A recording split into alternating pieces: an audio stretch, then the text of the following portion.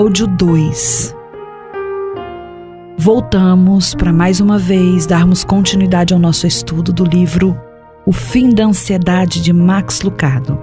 Me chamo Ana Amélia Vieira e estou falando com vocês da cidade de Rio Verde, Goiás. Voltamos então para mais um dia de estudo. Vamos lá em nome de Jesus.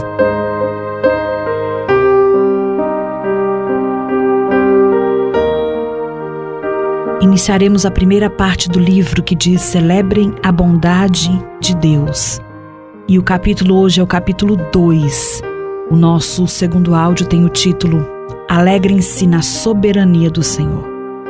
Você não pode dirigir o mundo, mas pode confiar que Deus fará isso. Cresci em uma família que gostava de acampar. Meu pai, a ideia de férias divertidas envolvia montanhas, riachos, barracas e sacos de dormir.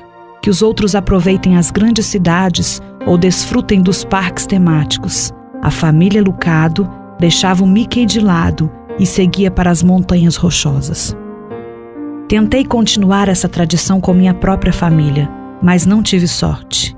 Nossa ideia de viver sem comodidades é ficar na casa de parentes. Gostamos de fogueiras, contanto que alguém as faça e tenhamos serviço de quarto. Não sou tão ousado quanto meu pai. Ele amava as coisas de acampamento tanto quanto viagens para acampar. Um dia, quando eu estava com quase 9 anos, ele voltou de uma loja que vendia artigos do exército, com uma barraca a qual passou a fazer parte da tradição da família Lucado. Era enorme. Nela cabia uma dúzia de camas portáteis. Podíamos montá-la em volta de uma mesa de piquenique e ainda ter espaço para sacos de dormir. Uma barraca grande naturalmente requer estacas estáveis.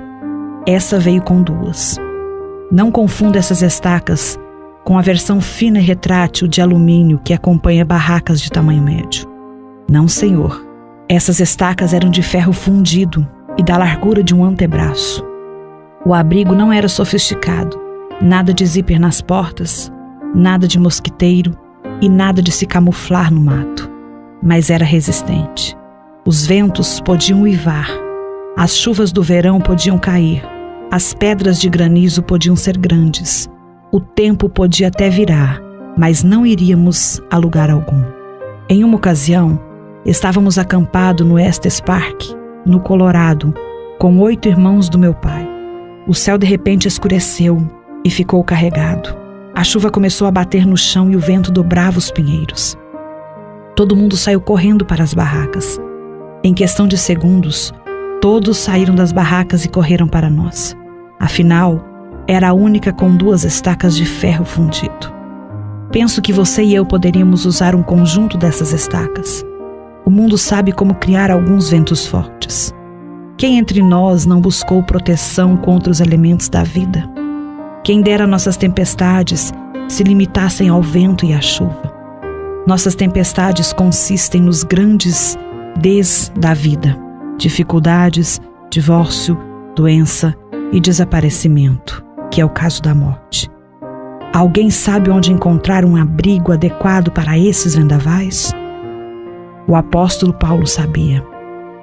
Se alguém tinha motivo para ser ansioso, era ele. Deixe sua imaginação transportá-lo para 2000 anos atrás. Imagine um velho olhando pela janela de uma prisão romana. Paulo tem aproximadamente 70 anos, 30 anos como cristão. Praticamente não há um porto no Mediterrâneo que ele não conheça. Vê como ele está curvado? Ele está pele e osso. Está assim por causa dos quilômetros percorridos e dos açoites sofridos. Levou 39 chibatadas em 5 ocasiões diferentes. Foi espancado com varas triplas. Cicatrizes em forma de teias de aranha espalham-se por sua pele como veias protuberantes. Ele já foi dado como morto. Foi preso, abandonado por amigos e colegas de trabalho, e enfrentou naufrágios, tempestades e fome. Ele provavelmente está quase cego, forçando a vista para poder ler. Além disso, espera o julgamento perante o imperador romano. Nero havia aprendido a bajular os cidadãos romanos, matando cristãos dos quais Paulo é o mais conhecido. Como se a opressão do império não bastasse, Paulo também carrega o peso das igrejas recém-formadas. Os membros estão brigando. Falsos pregadores pregam por orgulho e inveja. É muita coisa para a vida fácil de um apóstolo. Seu futuro é tão sombrio quanto a cela de prisão. Contudo, lendo as palavras do apóstolo, você pensaria que ele havia acabado de chegar a um hotel à beira da praia na Jamaica. Sua carta aos Filipenses não traz uma única palavra de medo ou queixa. Nenhuma. Ele nunca ameaça a Deus com o punho. Em vez disso, rende-lhe graças e convida seus leitores a fazerem o mesmo. Alegrem-se sempre no Senhor. Novamente direi, alegrem-se. Filipenses 4:4. A prescrição de Paulo para a ansiedade começa com um chamado à alegria. Paulo usou todas as ferramentas da caixa neste versículo, esperando chamar nossa atenção. Primeiro, ele utilizou o modo imperativo de modo que seus leitores o ouvissem dizer, contínua e habitualmente, alegrem-se. E como se o modo verbal não fosse o suficiente, ele removeu a data da expedição. Alegrem-se sempre no Senhor. E se por acaso o modo verbal e o advérbio sempre fossem inadequados, ele repetiu a ordenança. Novamente direi, alegrem-se. Mas como uma pessoa pode obedecer a essa ordenança? Alegrar-se sempre? É possível a qualquer pessoa manter um espírito constante de alegria? Não, esse não é o desafio de Paulo. Somos exortados a alegrar-nos no Senhor. Esse versículo é um chamado, não a um sentimento, mas a uma decisão e uma confiança bem arraigada de que Deus existe, de que está no controle, de que Ele é bom. O apóstolo apegou-se firmemente a essa convicção. Ele havia erguido estacas de ferro fundido no centro da sua alma. Que Nero espumasse de raiva, que os pregadores se autopromovessem, que as tempestades viessem. A barraca de Paulo, feita de fé, jamais desabaria, porque ele havia equilibrado com um forte sistema de crenças. Até que ponto sua barraca é forte? Abra a tenda de sua alma e você verá uma série de crenças que servem como estacas para equilibrar a sua vida. Seu sistema de crenças é sua resposta para as questões fundamentais sobre a vida. Alguém está no controle do universo? A vida tem um propósito? Eu tenho valor? Só existe esta vida? Seu sistema de crenças não tem nada a ver com a cor da pele, aparência, talentos ou idade. Seu sistema de crenças não está relacionado com o exterior da barraca, mas com o interior. É o conjunto de convicções, todas invisíveis, das quais depende sua fé. Se o sistema de crenças for forte, você permanecerá em pé. Se for fraco, a tempestade prevalecerá. A fé sempre precede o comportamento. Por essa razão, o apóstolo Paulo, em cada uma de suas epístolas, abordou convicções antes de abordar ações. Para mudar o modo de como uma pessoa responde à vida, é preciso mudar sua crença sobre a vida. O mais importante em você é seu sistema de crenças. Paulo era a fortaleza de Gibraltar. Dê uma olhada nas estacas da barraca do apóstolo e você verá uma com esta inscrição: a soberania de Deus. Soberania é o termo que a Bíblia usa para descrever o controle e a gestão perfeitos que Deus tem do universo. Ele preserva e governa cada elemento. Está continuamente envolvido com toda a criação, direcionando-a para que cumpra o seu propósito divino. No tratamento da ansiedade, é tremenda a compreensão adequada de soberania. A ansiedade é, muitas vezes, a consequência do caos observado. Quando percebemos que somos vítimas das forças invisíveis, turbulentas, aleatórias, ficamos extremamente angustiados. Psicólogos confirmam esse fato quando estudaram o impacto do combate em soldados da Segunda Guerra Mundial. Eles concluíram que após 60 dias de combate contínuo, as tropas terrestres ficaram emocionalmente mortas. Essa reação é compreensível, pois os soldados sofriam ameaças constantes de bombardeios, metralhadoras de franco-atiradores inimigos. A ansiedade das tropas terrestres não era surpresa. No entanto, a calma relativa dos pilotos de caça era surpresa, uma vez que o índice de mortalidade desses pilotos estava entre os mais altos em combate. 50% deles eram mortos em ação, mas os pilotos de combate amavam o que faziam. Impressionantes 93% deles alegaram ser felizes em suas atribuições, muito embora as chances de sobrevivência fossem as mesmas que tirar sorte com uma moeda. O que fazia a diferença? Aqueles pilotos tinham as mãos no acelerador. Eles se sentavam na cabine. Era como se coubesse a eles determinar o próprio destino. Os soldados de infantaria, em contrapartida, podiam ser mortos com a mesma facilidade caso estivessem parados ou fugindo.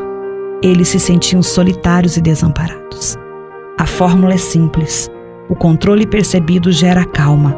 A falta de controle produz o medo. Você não precisa de uma guerra para provar essa fórmula.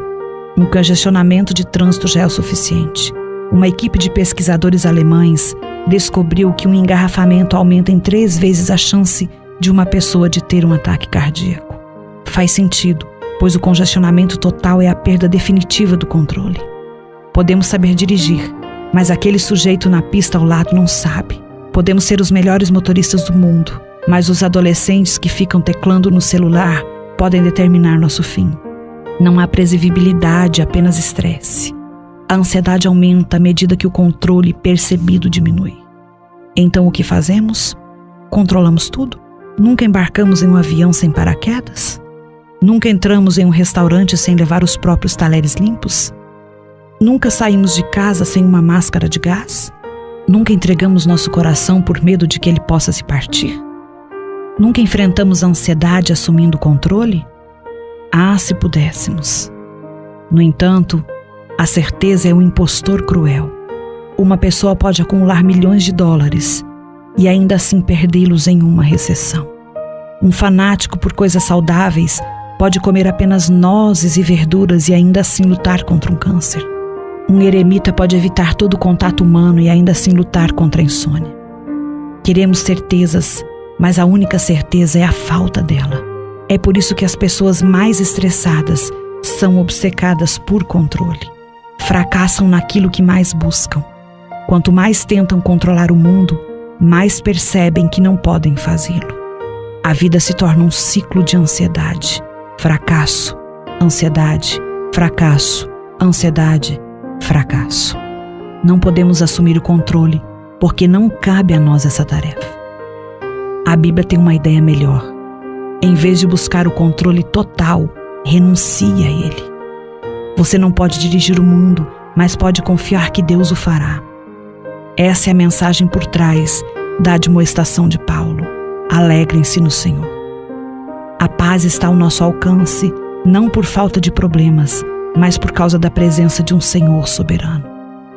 Em vez de repetir o caos do mundo, alegre-se na sabedoria do Senhor, como fez Paulo. Aquilo que me aconteceu tem, ao contrário, servido para o progresso do Evangelho. Como resultado, tornou-se evidente a toda a guarda do palácio e a todos os demais que estou na prisão por causa de Cristo. Filipenses 1, 12 e 13. E aqueles que causavam problemas na igreja? Aqueles que pregavam por inveja e rivalidade? Seus motivos egoístas não são páreo para a soberania de Jesus. O importante é que, de qualquer forma, seja por motivo falso ou verdadeiro, Cristo está sendo pregado e por isso me alegro. Filipenses 1:18. Paulo acreditava que Deus exaltou Jesus à mais alta posição e lhe deu o nome que está acima de todo nome. As condições poderiam ser horríveis na prisão, mas acima de tudo, há um Deus que é quem efetua em vocês tanto querer quanto realizar, de acordo com a boa vontade dele. Ler Paulo é ler as palavras de um homem que no seu íntimo acreditava na firme mão de um Deus bom. Ele era protegido pela força de Deus, preservado pelo amor de Deus, viveu debaixo da sombra das asas de Deus. E você? Firme sua alma com a sabedoria de Deus. Ele reina de modo supremo sobre cada detalhe do universo. Não há sabedoria alguma, nem discernimento algum, nem plano algum que possa opor-se ao Senhor. Provérbios 21:30. Deus age como lhe agrada, com os exércitos do céu e com os habitantes da terra. Ninguém é capaz de resistir à sua mão ou dizer-lhe: o que fizeste? Ele sustenta todas as coisas. Ele pode assobiar para chamar as moscas dos distantes rios do Egito. Ele dá nome às estrelas e conhece os pardais grandes e pequenos. Do exército de libertação do povo da China ao exército de formigas em meu quintal, tudo está sob o seu controle. Quem poderá falar ou fazer acontecer se o Senhor não tiver decretado? Não é da boca do Altíssimo que vem tanto as desgraças como as bênçãos? A resposta de Deus para tempos difíceis sempre foi a mesma: o céu tem um trono ocupado. Essa foi certamente a mensagem que Deus deu ao profeta Isaías. Durante o século 8 a.C., o antigo Judá desfrutou de um tempo de relativa paz, graças à firmeza liderança do rei Urias, que esteve longe de ser perfeito, mas manteve os inimigos à distância. A despeito das ameaças de adversários de todos os lados, sua presença manteve a frágil sociedade livre de ataque por 52 anos. Então Uzias morreu. Restou a Isaías, que viveu durante o governo do rei, razão suficiente para se preocupar. O que aconteceria com o povo de Judá agora que Uzias se fora? Ou, no seu caso, o que acontecerá agora que seu trabalho se foi? Ou que sua saúde já não está boa? Ou que há uma recessão na economia? Deus tem uma mensagem para o seu povo quando a calamidade vem?